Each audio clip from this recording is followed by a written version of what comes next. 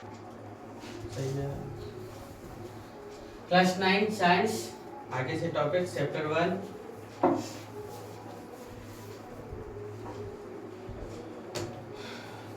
पर हमारे आसपास के क्या पदार्थ, उसका सेकंड पार्ट का जो क्वेश्चन दिया हुआ है देखो क्या है। इसमें पहले लिखा हुआ है कि किसी तत्व के प्रति द्रव्यमान प्रति इकाई आयतन को हम लोग क्या कहते हैं, घनत्व कहते हैं। और घनत्व बराबर क्या होता है, द्रव्यमान बटे क्या, आयतन। घनत्व बराबर क्या बताया गया, द्रव्यमान बटे आयतन। सवाल क्या है आपसे कि बढ़ते हुए घनत्व के अनुसार से निम्नलिखित को क्रम में लिखे। यानी किसको किसको क्रम में लिखने बोला है, तो वायु, चिमनी का धुआं, शहद, जल, चौक, रुई और क्या, लोहा। तो बढ़ते क्रम में लिखने बोला है, तो सबसे पहले किसका घनत्व कम है उसको पहले लिखेंगे, फिर बाद में क्या करेंगे, एक एक करके लिखेंगे। तो सबसे कम घनत्व किसका है यहाँ पर, वायु का, क्योंकि ये क्लियर अकेले रहता है। इसके बाद इसमें चिमनी का धुआं, जिसमें क्या थोड़ा थोड़ा ठोस कण रहता है। तो दूसरा नंबर पे क्या लिखेंगे, चिमनी का धुआं, है ना। तीसरा नंबर पे कौन आ जाएगा, रुई, जिसका घनत्व क्या होता है, कम होता है। रुई के बाद कौन सा, चौक, इसके बाद जल, फिर शहद, और सबसे अधिक घनत्व किसका है, लोहा का। ये पहला क्वेश्चन था। दूसरा क्वेश्चन दिया है कि निम्नलिखित पर टिप्पणी कीजिए। तो टिप्पणी करने वाला जितना टॉपिक्स है वो कल लिखा दिए। क्या क्या, दृढ़ता, संपीड़ितता, तरलता, आकार, ये सब लिखा दिए कल, है ना। फिर गतिज ऊर्जा, ये सब लिखा दिए। फिर तीसरा का पहला क्वेश्चन क्या बोला है, देखिए तीसरा का पहला क्वेश्चन बोला है कि गैस पूरी तरह से उस बर्तन को भर देती है, गैस पूरी तरह से उस बर्तन को क्या कर देती है, भर देती है, जिसमें इसे क्या किया जाए, रखा जाता है। कारण बताइए। सवाल क्या किया कि कारण बताइए क्यों ऐसा होता है। तो आंसर में लिखेंगे, गैस उस बर्तन को पूरी तरह भर देती है, जिसमें इसे रखा जाता है। ऐसा इसलिए होता है क्योंकि गैस के कणों में क्या सबसे अधिक होता है, गतिज ऊर्जा क्या होता है, अधिक होता है, तथा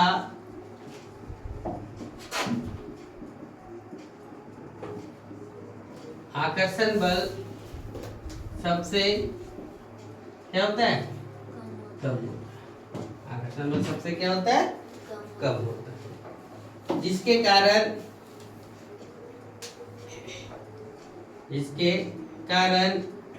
गैस के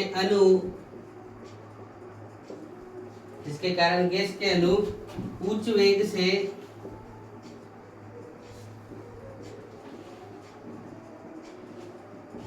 सभी दिशाओं में क्या हो जाते हैं, फैल जाते हैं। इसलिए कोई बर्तन क्या होता है, गैस से भरा रहता है। फिर दूसरा क्वेश्चन आपसे क्या है, देखिए क्या लिखा है, लकड़ी का मेज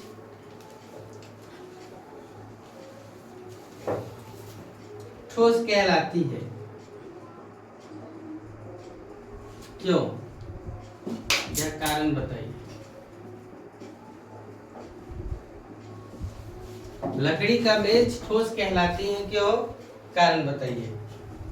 तो जवाब में क्या लिखेंगे, लकड़ी का मेज ठोस इसलिए कहलाती है, क्यों कहलाती है, क्योंकि इसके कण जो अणु होते हैं वो सब क्या होते हैं, पास पास होते हैं कि दूर दूर होते हैं, पास पास होते हैं, है ना। इसके अणु पास पास होते हैं, साथ ही इसका आकार एवं आयतन दोनों क्या होता है, आकार एवं आयतन दोनों क्या होता है, निश्चित होता है। समझे। फिर तीसरा सवाल आपसे क्या किया है, देखिए लिखा है गैसीय बर्तन की दीवारों पर दबाव डालती है, कारण बताइए, है ना। ये गैसीय बर्तन पर या बर्तन की दीवार पर दबाव डालती है, कारण बताएं। तो जवाब में लिखेंगे गैस के अणु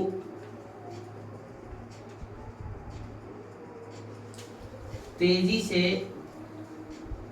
क्या करते हैं, गति करते हैं और बर्तन की दीवारों पर टकराते हैं, तो दबाव डालते हैं। तो क्या करते हैं, दबाव डालते हैं। समझ गए, इतना है यहाँ तक। देखो पहला क्या बोला क्वेश्चन कि बढ़ते हुए घनत्व के अनुसार से निम्नलिखित का क्या करिए, कर्म में लिखिए। तो सबसे किसका घनत्व, तो घनत्व बराबर क्या बताए, द्रव्यमान बटे क्या, आयतन, है ना। द्रव्यमान बटे क्या, आयतन, ठीक है। देखो घनत्व बराबर द्रव्यमान बटे आयतन बता दिए हैं। अब यहाँ इसमें से सबसे कम घनत्व किसका, वायु का, फिर किसका, चिमनी का धुआं का, फिर किसका घनत्व कम है, रुई का, फिर किसका, चौक का, फिर जल का, फिर शहद का, और सबसे अधिक घनत्व किसका है, लोहा का। दूसरा क्वेश्चन जो भी पूछा था, दृढ़ता, संपीड़ितता, तरलता, आकार, ये सब गतिज ऊर्जा, ये सब का लिखा दिए हैं। देखो क्या है, तीसरा क्वेश्चन पूछा, तीसरा का पहला कि गैस पूरी तरह से उस बर्तन को भर देती है जिसमें इसे रखा जाता है, कारण बताओ। तो क्यों भर देती है, तो गैस उस बर्तन को पूरी तरह भर देती है जिसमें इसे रखा जाता है। ऐसा इसलिए क्यों, क्योंकि गैस के कणों में गतिज ऊर्जा होती है, अधिक होती है, तथा आकर्षण बल क्या होता है, कम होता है, जिसके कारण गैस के अणु उच्च वेग से सभी दिशाओं में क्या हो जाते हैं, फैल जाते हैं। इसलिए क्या होता है, पूरा का पूरा बर्तन भरा पाया जाता है। दूसरा क्वेश्चन पूछा कि लकड़ी का मेज ठोस कहलाता है क्यों, कारण बताओ। तो लकड़ी का मेज ठोस इसलिए कहलाता है क्योंकि इसके अणु क्या होते हैं, पास पास होते हैं, साथ ही साथ इसका आकार एवं आयतन दोनों क्या होता है, निश्चित होता है। फिर तीसरा क्वेश्चन पूछा कि गैसीय बर्तन की दीवारों पर दबाव डालती है, ऐसा क्यों, कारण बताइए। तो गैस के अणु तेजी से गति करते हैं और बर्तन की दीवारों पर क्या करते हैं, टकराते हैं और क्या करते हैं, दबाव डालते हैं। इतना जल्दी नोट करिए। फिर आगे इसका डी नंबर क्वेश्चन है, तब का टॉपिक रहेगा तापमान परिवर्तन का क्या प्रभाव। डी नंबर क्वेश्चन क्या बोला है, देखो क्या पदार्थ अपनी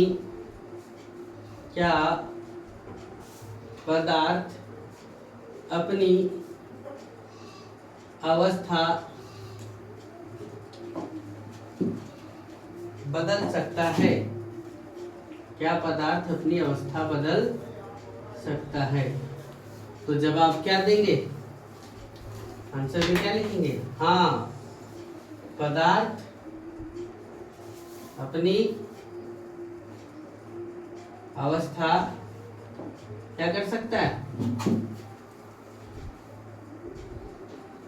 बदल सकता है। कब? यदि उस पर दाब या क्या हो जाए, ताप लगाया जाए। दाब या क्या किया जाए, ताप लगाया जाए, या ताप का प्रभाव हो। समझ गए? ये था एक क्वेश्चन प्रश्न था, उसमें से 3 को सवाल था, 3 में से इतना था। ठीक है, फिर आगे का टॉपिक से है तापमान। समझ में आ रहा है? तापमान परिवर्तन का प्रभाव।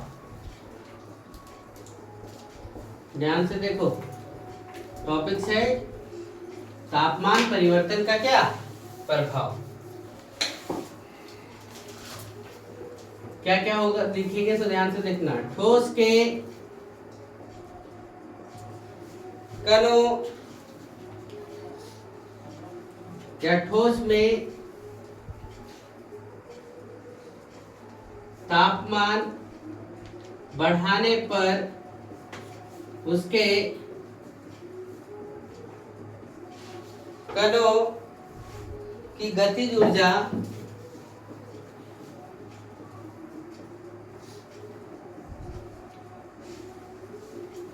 बढ़ जाती है। क्या लिखे कि ठोस में तापमान बढ़ाने पर उसके कणों की गतिज ऊर्जा क्या हो जाती है, बढ़ जाती है।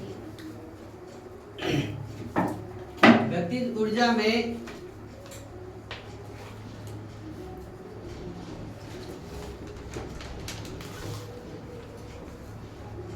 वृद्धि हो जाने से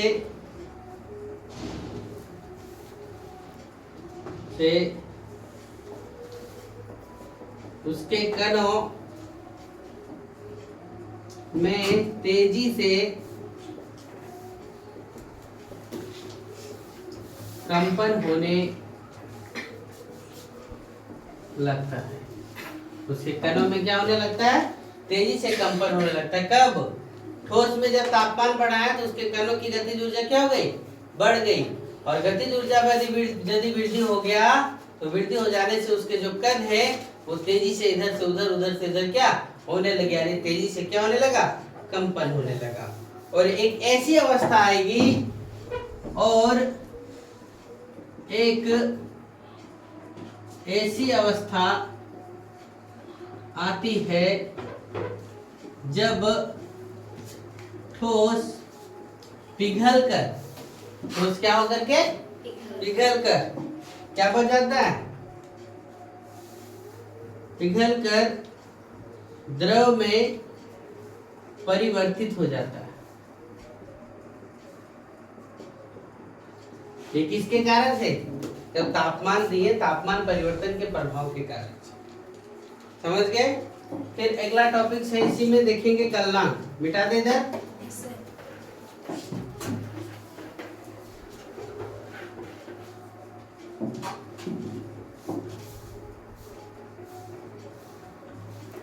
गलनांक क्या है सब समझो।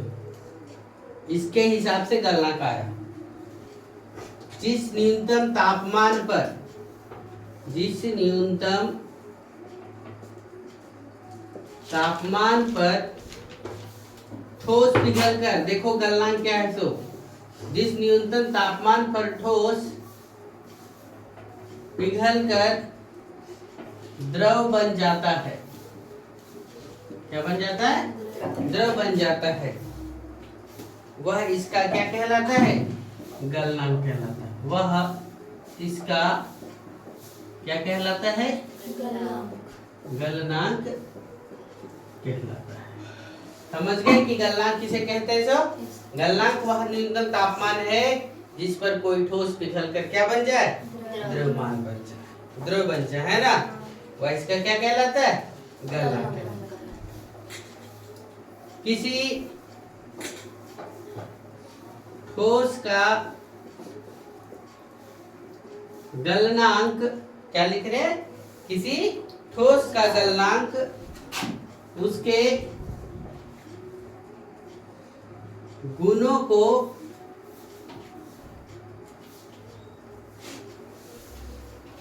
उसके कणों के गुणों नहीं, उसके कणों के बीच के आकर्षण बल को दर्शाता है, या बल के सामर्थ्य को दर्शाता है। गलनांक क्या बताता है? उसके कणों की क्या क्षमता है कि कितना जोड़ करके रखा जाए, तो उसकी क्षमता को क्या, यानी सामर्थ्य को क्या करता है, दर्शाता है। दिया हुआ है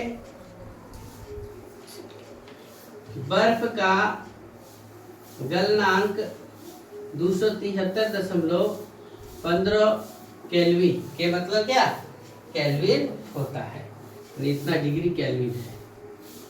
इसका गलनांक, बर्फ का गलनांक। आगे हम लोग इसी पे टॉपिक्स है गुप्त ऊष्मा, जिसको इंग्लिश में लेटेंट हीट बोलते हैं। किसी पदार्थ की गुप्त ऊष्मा,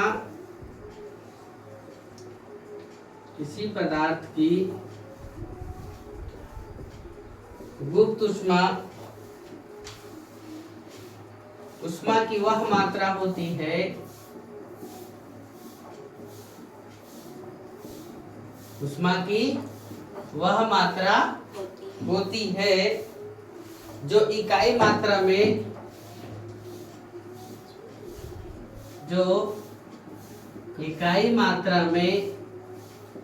अवस्था को, तो इकाई मात्रा में क्या, अवस्था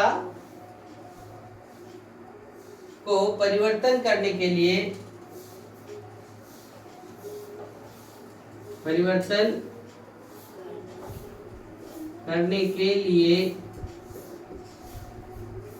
ससमय अवशोषित किया जाता है। ससमय मतलब क्या, उसी समय अवशोषित किया जाता है। देखो क्या लिखे, गुप्त ऊष्मा किसी पदार्थ की गुप्त ऊष्मा ऊष्मा की वह मात्रा है जो इकाई मात्रा में अवस्था को परिवर्तन करने के लिए ससमय क्या कर लिया जाता है, अवशोषित कर लिया जाता है। ठोस से, देखो और इसी में पॉइंट आते जाएंगे, ठोस से द्रव अवस्था में परिवर्तन को,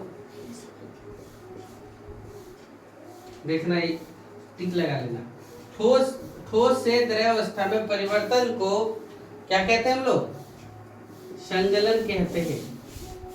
क्या कहते हैं, संगलन कहते हैं। सब एक एक लाइनर ऑब्जेक्टिव क्वेश्चन जैसा सब लिखाया जा रहा है, समझ गए? इतना नोट करिए, फिर आगे बताते हैं।